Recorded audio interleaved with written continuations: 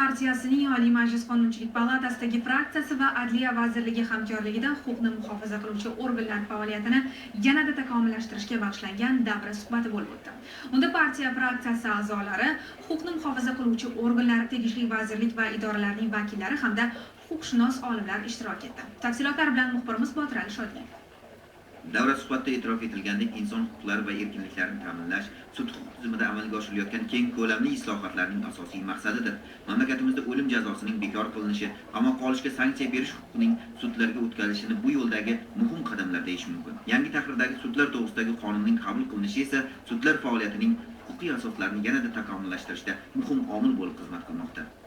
Sudlar to'g'risidagi qonunning yangi tahriri qabul qilinishi natijasida juda katta o'zgarishlar yuz berdi.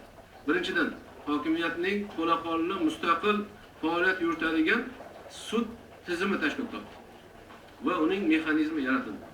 Ikkinchidan, umumiy yurisdiksiya sudlarining ixtisoslashuvi qonuniy mustahkamlandi. Sudlar ixtisoslashtirildi.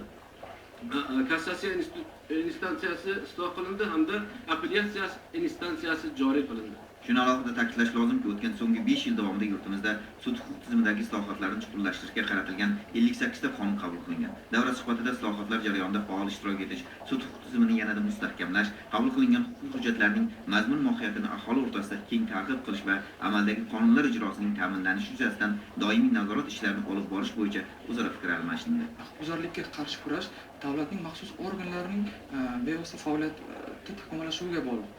Ular faoliyatining samaradorligi esa ular faoliyatini tartibga soluvchi normativ huquqiy bazaning qay darajada takomillashtirilganligi bog'liq. Aynan shuni tahlil qilish maqsadida Adliya vazirligi huzuridagi normativ huquqiy hujjatlarni amalga oshirish ustidan monitoring qilish markazi tomonidan bu sohada qonunchilik to'liq tahlil qilindi. Tahlil natijalari bo'yicha sohada erishilgan yutuqlar bilan birga ayrim o'z yechimini kutib turgan masalalar ham aniqlandi. Shu masalalarni demak ayrim muammolarni bartaraf etish bo'yicha tegishli takliflar ishlab chiqildi va ko'rib chiqilishi uchun maxsus demak komissiya tuzildi. Davra suhbatida sud huquq tizimidagi islohotlarni yana takomillashtirish borasida qilinishi lozim bo'lgan masalalar yuzasidan ishtirokchilar o'zlarining taklif va mulohazalarini bildirishdi.